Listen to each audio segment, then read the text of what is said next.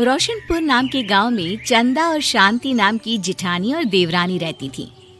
चंदा का पति बहुत पैसे वाला था। उनके पास किसी भी चीज की कोई कमी नहीं थी और उसके विपरीत शांति का पति बहुत ही गरीब और नशेड़ी था। शांति चंदा के घर में काम करके अपना घर चलाती थी। भाभी, घर पर खाने के लिए कुछ भी नहीं है। अगर आप थोड़ा खाना दे पाए तो बहुत मेहरबानी होगी। मुझे जो भी पैसे मिलते हैं वो तो आपके देवर नशे में उड़ा देते हैं। ये तुम लोगों का ना रोज रोज का ड्रामा हो गया है। अब देवर जी कमाते नहीं है तो मैं क्या करूं?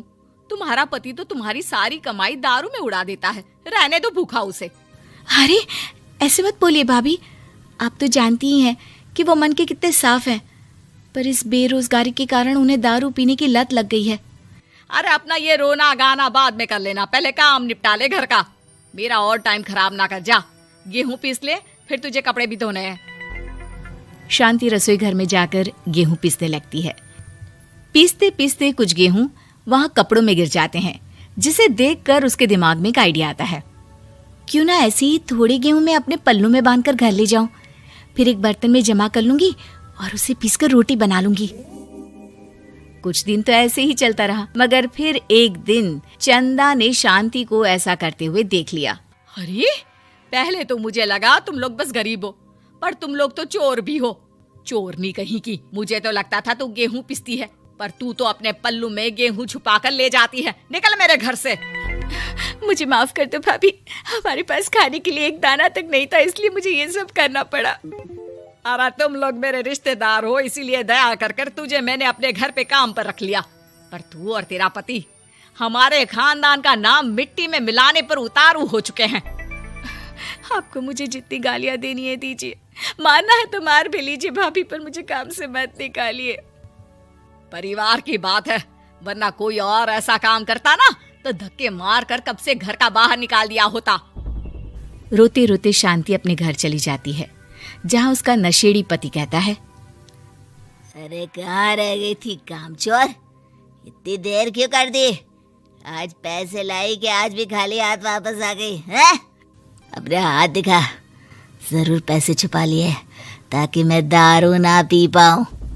नहीं जी, मैं आपसे क्यों छुपाऊंगी, और अभी आप दारू पीने की बात कर रहे हैं, उसी कारण तो आज हम लोगों की ये हालत हो गई है। किसी काम की नहीं है तू, बिना मार खाए समझेगी नहीं। रख, अभी तेरे होश ठिकाने लगाता हूँ।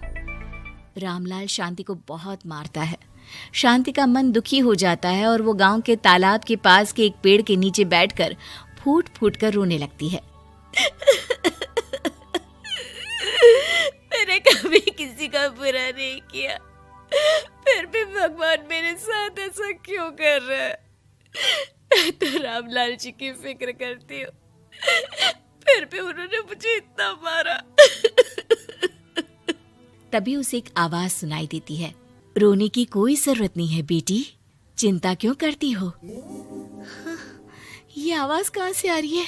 शांति अपने आसपास देखती है, उसे कोई नहीं दिखता। वो ऊपर देखती है, जहाँ उसे एक छोटी सी परी दिखती है। आप कौन है?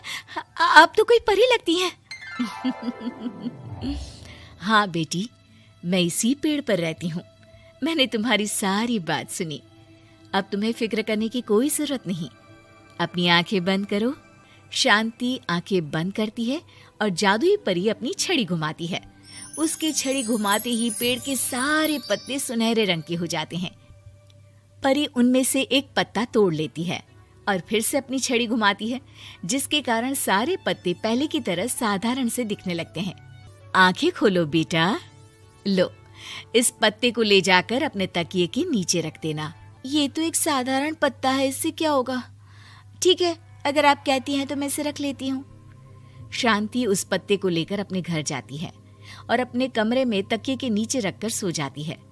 सपने में उसे वही पेड़ वाली जादुई परी दिखाई देती है। बोलो शांति, क्या चाहिए तुम्हें?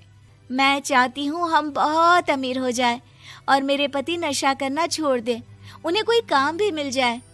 कल जब तुम सुबह नींद से जागोगी, तुम्हारी इच्छा पूरी हो गई होगी।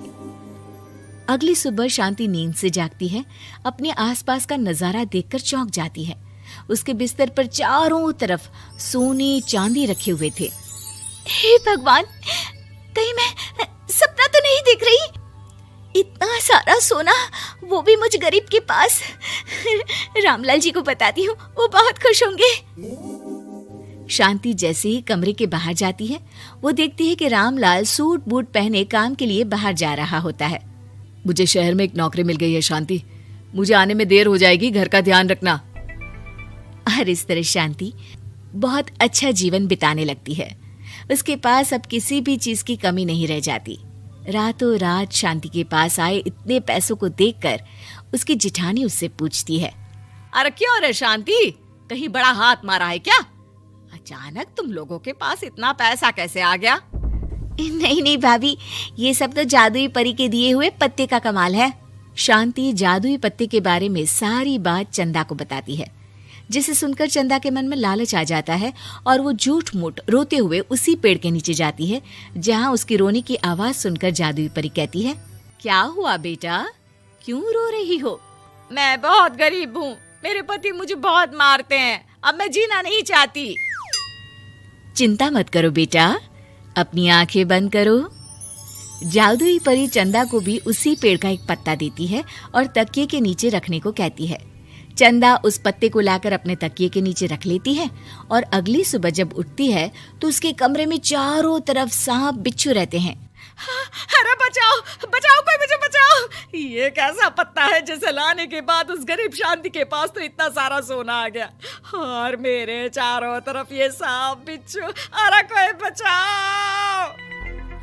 चंदा अपनी जान बचाती हुई शांति के पास जाती है।